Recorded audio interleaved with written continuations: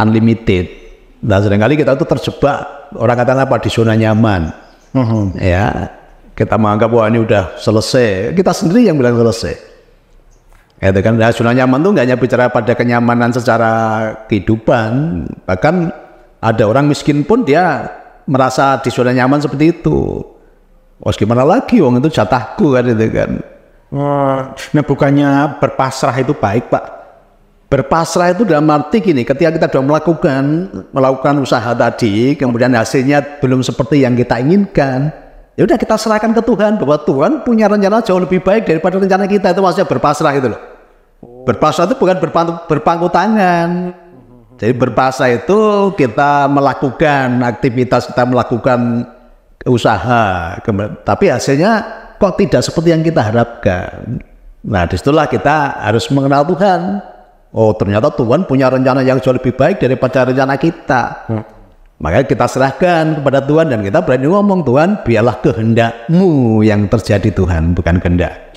Berarti itulah tingkat kepasrahan gitu loh. Iya, berarti tetap kita mengambil bagian kita. Iya. Maka lakukan bagianmu dan Tuhan akan melakukan bagiannya kan, gitu. Maka ketika hasil akhirnya itulah yang kita serahkan pada Tuhan. Tuhan, aku sudah melakukan bagianku, tapi ini belum sesuai dengan harapanku, tapi aku tahu Tuhan, rencana-Mu jauh lebih baik daripada rencana. Dan pasti Tuhan nanti akan membukakan tadi sesuatu yang lebih baik, ya gitu. Tapi ketika kita bersungguh-sungguh tadi, ya, kita sudah melakukan usaha yang kita anggap itu udah banyak orang kata, Bapak kamu sudah berdarah-darah gitu kan. Nah, terus hasilnya ternyata song. Akhirnya dia marah-marah, menggerutu, ya sholat dia menyalahkan Tuhan, oh Tuhan nggak adil ini kan. Nah, itu kepasrahan itu tadi. Tuhan aku sudah melakukan semaksimal mungkin. Oke. Kan. Tapi kalau ini hasilnya belum seperti yang aku inginkan, aku tahu Tuhan bahwa rencana-Mu jauh lebih baik daripada rencana.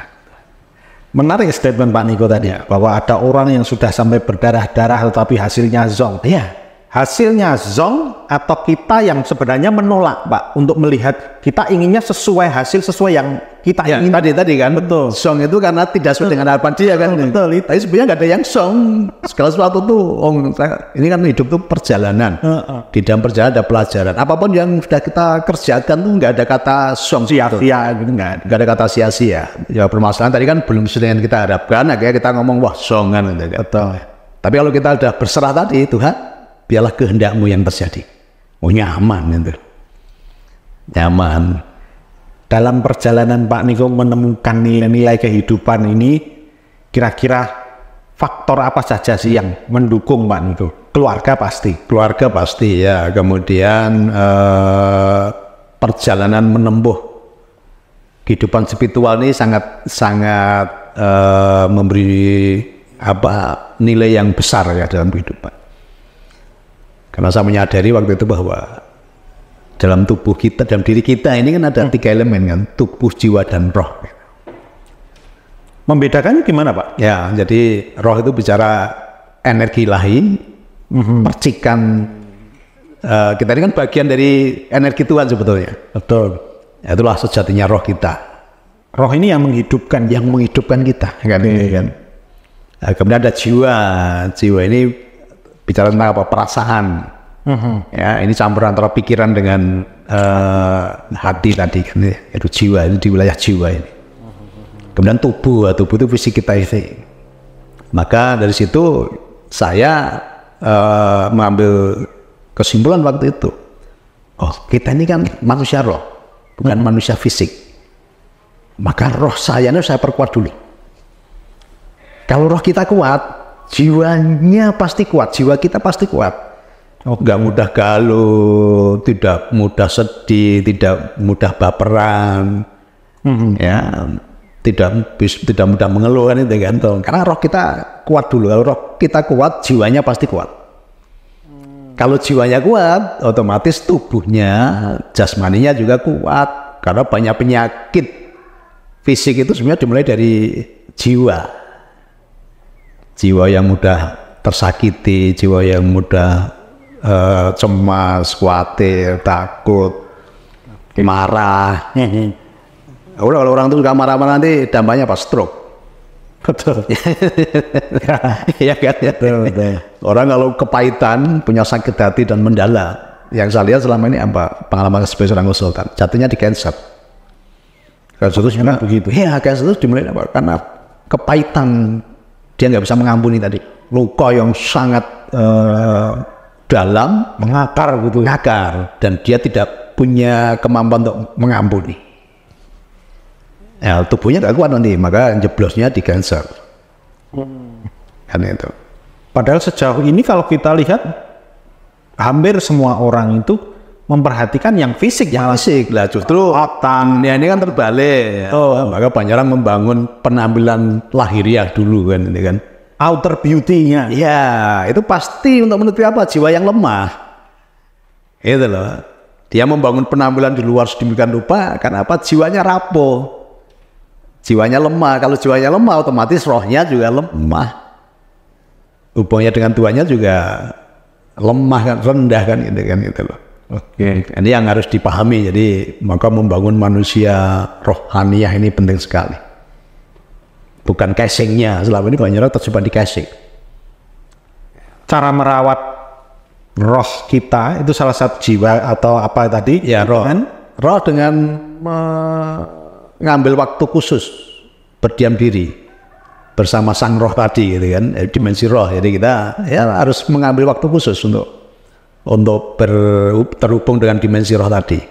Ya kalau yang banyak dilakukan orang ya dengan meditasi, sholat, ibadah itu sebenarnya kan itu waktu khusus untuk kita berkomunikasi dengan dimensi roh tadi kan. Banyak orang terjebak di euforia lahiriah gitu loh, ritual gitu kan. Betul. Justru ketika dia melakukan ritual malah tidak fokus kepada sang roh tadi. Karena dia melakukan ritual itu karena apa? Kewajiban. Melakukan ritual karena malu dengan yang lain. Oke. Jadi sebatas kewajiban dan rutinitas ya, jatuhnya. Kewajiban-kewajiban yang tadi sesuatu yang kalau menurut saya itu nilainya sangat rendah dan mungkin malah kosong gitu loh. Tidak ketemu spiritnya, nggak ketemu. Maka banyak orang ibadah sebelum ibadah dan setelah ibadah kondisinya sama aja. Tidak ada dampaknya. Kenapa hanya sebatas ritual tadi? Padahal sebenarnya itu waktu khusus sebetulnya untuk kita berkomunikasi, berhubungan langsung dengan sang roh tadi kan itu kan. Jiwanya kelaparan ya Pak. Banyak kelaparan, teman-teman, kelaparan, mudah tersinggung. Bahkan banyak orang di tempat ibadah pun kan mudah tersinggung, mudah marah-marah. Ya, dan tidak ada perubahan. Tidak ada perubahan ya. Kalau bahasa umumnya apa? Akhlaknya tidak berubah. Karena kalau kita punya hubungan baik dengan Tuhan, otomatis akhlaknya pun dampaknya apa? Ya di dalam kehidupan keseharian ini gitu loh. Pada sama ini kan itu kan. Dampaknya bisa dirasakan. Antara yang vertikal dan horizontal harus sama ini. Betul.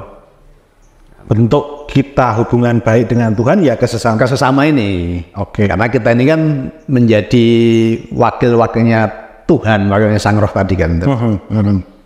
Kalau kita udah punya hubungan baik, contoh ya kalau katanya Mas Berto udah punya hubungan baik dengan saya, karena otomatis Mas Berto akan mentransformasi. Betul. Apa yang saya lakukan gitu kan. Ya, orang akan melihat, oh ini Mas Berto, anaknya Pak Niko kan itu kan. Betul. Ya, karena orang udah punya hubungan baik, udah melekat kan. Ada nilai yang saya bawa kan itu kan. Iya. Okay. Kan begitu. Iya. Ya, selama ini yang kita lakukan apa? Transformasi apa di sosial masyarakat kan ini kan. Oke. Ketika kamu sudah bersama kami dan kamu mulai perubahan hidup, ya kamu harus melakukan praktek nyatanya apa di kehidupan bermasyarakat kan gitu. Dan dasar Pak Niko melakukan yang selama ini bisa pelayanan terhadap banyak orang yang datang bermasalah itu karena itu sebagai ungkapan syukur. Iya, ungkapan syukur dan dimensi keilahian tadi apa? Dimensi kasih. Jadi dimensi roh tadi, roh yang tinggi tadi, dimensinya apa? Cuma satu, kasih. Nggak ada yang lain. Nggak ada yang lain. Kasih yang tanpa batas, tanpa hitung-hitungan, tanpa pamrih kan itu kan. Nah kalau kita mengatakan bahwa kita dekat dengan sang pencipta tadi, ya udah satu hal saja, bahwa kasih adanya. Niko, apa kabar hari ini? Ya Mas Berto, salam sehat berkelimpahan, sugih bareng, happy bareng, Nusantara Jaya. Luar biasa. Selalu sehat dan berkelimpahan Mas Berto ya. Dua kata yang selalu diucapkan, sehat berkelimpahan. Ya. Tidak jarang saya dengar Pak Niko itu, Pak Niko apa kabar? Baik, jarang. Meskipun baik itu sebenarnya kata positif ya Pak. Tapi kenapa milih kata baik terlalu umum, artinya terlalu spesifik gitu ya, spesifik. Padahal kata-kata adalah doa Mas Bento. Sekarang sehat aja, kalau nggak berkelimpahan ya percuma nanti. Jadinya tidak baik. Tidak baik juga kan. Nah, berkelimpahan tapi kalau nggak sehat juga nggak baik juga kan, gitu kan. Maka yang dicari orang selama ini apa? Sehat, bahagia, berkelimpahan. Maka di tempat kita kan ada istilah apa? Sugih bareng, happy bareng. Sugih dan bahagia. Otomatis sehat pasti bahagia kan, gitu kan. Orang bahagia membawa dampak kesehatan juga kan itu. Betul. Luar biasa. Jadi kebahagiaan itu ketika kita bisa mensyukuri berkah berupa kelimpahan itu, atau enggak, kebahagiaan itu apa yang ada di dalam. Jadi tidak ada syarat ya, bahagia itu tanpa syarat gitu loh. Justru ketika orang itu bahagia, nanti kondisi sekitar kita akan membawa dampak baik, termasuk juga ke fisik, ya, ke tubuh kan itu kan. Maka selalu bagaimana kita menciptakan bahagia setiap saat, ya, tidak ada hubungannya dengan kondisimu di luar sana kan gitu. Menciptakan ya. Bukan efek. Bukan, jadi bahagia itu kita cipta. Bahagia itu dampak dari kita sering mengucap syukur, ya. Bahagia itu dampak dari kita punya hubungan baik dengan Tuhan kan itu. Karena Tuhan itu sumber kebahagiaan itu sendiri kan, gitu kan. Kalau kita udah punya hubungan baik dengan Tuhan, ya otomatis nanti membawa dampak kita selalu mengucap syukur, melihat segala sesuatu dari sisi positif, dari sisi baik. Itu selalu yang membuat aura bahagia itu ada dalam diri kita kan gitu. Cuman masalahnya orang sendiri Pak masih kesulitan. Kalau memang bahagia itu pilihan dan bukan efek, ya, masih banyak yang tersesat dalam mencari kebahagiaan. Ya, banyak orang belum bisa membedakan antara bahagia dengan senang. Oke. Selama ini banyak orang itu yang dicari sebenarnya bukan bahagia tapi senang. Kalau senang itu banyak syaratnya, mahal dan berbatas waktu kan gitu kan. Sementara aja. Contoh ketika kita bisa beli mobil atau kita mengingat sesuatu, ya, katakanlah mobil baru gitu ya. Ketika kita dapat, kita senang aja sebetulnya. Bukan bahagia, senang itu berbatas waktu. Coba nanti kalau kita udah 3 bulan naikin mobil itu, kan rasanya udah beda itu. Biasa aja. Berarti kita punya keinginan lagi sesuatu yang lebih dari itu lagi.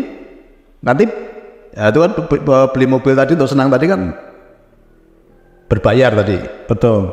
Bersyarat karena senangnya kalau ada mobil baru kan begitu kan.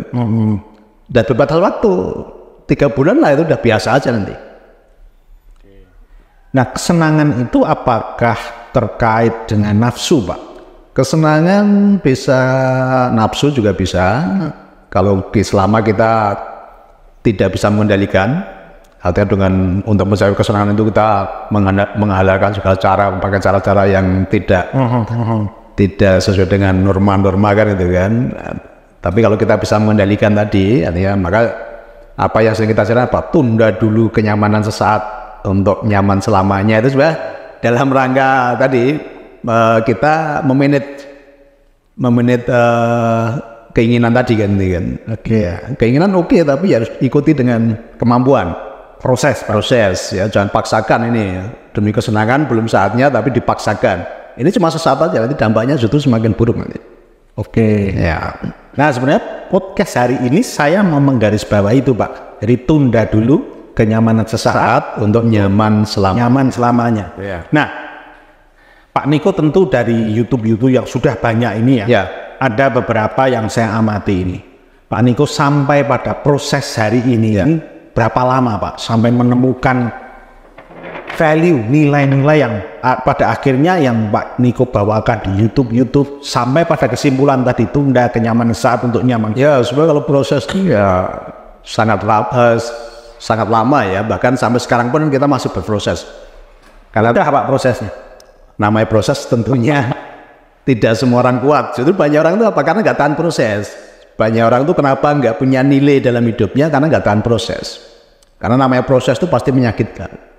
Yang saya gambarkan apa? Ini berlian ini, untuk menjadi berlian ini prosesnya sangat sakit sekali. Ya. Dipanasin 1000 derajat kan itu kan. Untuk memisahkan tadi antara batu yang murni dengan batu yang biasa kan begitu. Kemudian digerindra, diamplas. Ini kan perlu sesuatu yang sangat berat dan sakit itu. Nah seringkali tadi banyak orang nggak tahan proses tadi. Akhirnya menyalahkan sana, menyalahkan sini, kemudian mengeluh. Kalau mengeluh, udah prosesnya gagal. Kalau kita nyalakan sana sini gagal, kan. Maka ya saya sarankan apa? Dalam kondisi apapun itu semua baik adanya. Karena sebenarnya tujuannya itu kan untuk memproses kita untuk naik ke level yang lebih tinggi, kan? Nah, untungnya Pak Niko adalah termasuk kalau saya amati orang yang peka terhadap proses itu. Ya. Jadi bisa memaknai bahwa oh ini aku sedang dalam proses. Karena saya tahu rancangan Tuhan itu, rancangan Tuhan untuk semua makhluk ciptaannya kan itu sudah tertulis itu. Ya, rancanganku adalah rancangan yang membawa damai sejahtera, sukacita, keselamatan, dan hari depan yang penuh dengan harapan. Jadi kalau kita sudah tahu blueprintnya, blueprint semesta untuk kita, nyaman sebetulnya. Nah, sekali banyak orang tuh nggak tahu blueprintnya. Kita ini diciptakan untuk apa sih gitu? Kita tuh diciptakan tuh apakah Tuhan menciptakan kita tuh main-main? Ya, kemudian untuk begitu saja, bahkan untuk sebuah eksperimen, udah ini tak hukum, ya. Ini tak kasih ini tak kasih penderitaan. Apakah kita ini mainannya Tuhan? Kan enggak. Tuhan menciptakan kita itu sangat serius. Tuhan menciptakan semesta ini sangat serius gitu loh. Maka tadi Tuhan sampaikan tadi, rancanganku kepadamu adalah rancangan yang membawa damai sejahtera, sukacita, keselamatan, dan hari depan yang penuh dengan harap. Ini berlaku untuk semua orang, semuanya, tanpa terkecuali. Maka kenali dulu, ini kan rancangan Tuhan untuk kita apa sih gitu loh. Apa kita dicipta tadi untuk sebuah eksperimen Tuhan? Kan enggak.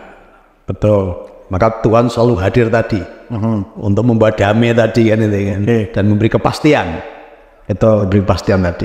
Boleh saya sampaikan begini? Berarti intinya kita harus mengenal Tuhan dulu, baru kita itu tahu prosesnya. Betul. Karena banyak orang yang sering saya katakan apa? Banyak orang kan baru tahu Tuhan, tetapi tidak mengenal Tuhan. Tahu pun kita dapat berita-berita Tuhan yang terbatas. Bukan Tuhan yang sesungguhnya. Tuhan yang rasis, Tuhan yang kasihnya terbatas, ya kan? Menghukum, Tuhan yang suka menghukum, ya, Tuhan yang suka melaknat. Bahkan sering kita lihat kan ada sekelompok orang mengatakan, wah itu musuhnya Allah, membela musuh Allah, kan, kan?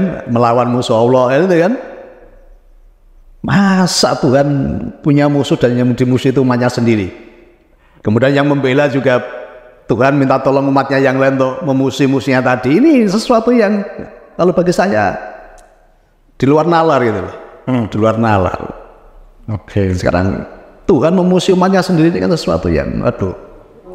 Sama seperti orang tua melawan anaknya sendiri kan gitu kan. Kemudian minta tolong anaknya yang lain. Aku nggak kuat ya, aku guys, ngatasi kayak mengadu antara anak kan itu loh. Coba ini Tuhan model mana ini gitu loh. Nah, ini harus clear dulu memang, ini harus clear dulu. Kalau pemahaman tentang Tuhan tidak clear, masih memandang Tuhan yang rasis, Tuhan yang kasihnya terbatas, Tuhan yang suka menghukum umatnya yang lain tadi kan. Ini akan berdampak dalam kehidupan kita. Gitu. Salah satunya mungkin tersesat dalam proses tadi, tidak tahan ketika diproses, tidak tahan diproses, karena gambar yang malah ngambil jalannya sendiri, sesuai dengan paradigmanya sendiri, pengertiannya dia sendiri kan ini kan. Jadi yang sangat berbahaya. Sangat berbahaya. Nah, di dalam proses itu, tentunya Pak Niko panjang, bertahun-tahun panjang, dan sampai sekarang pun proses itu nggak pernah berhenti, Mas Bilto. Proses itu nggak pernah berhenti, karena kan orang nggak akan, maka Tuhan tuh mengajari kita apa? Kita terus bertumbuh. Maka Tuhan kasih apa? Intuisi. Betul. Ya, intuisi apa? Daya kreativitas ilahi, kreativitas tanpa batas, unlimited.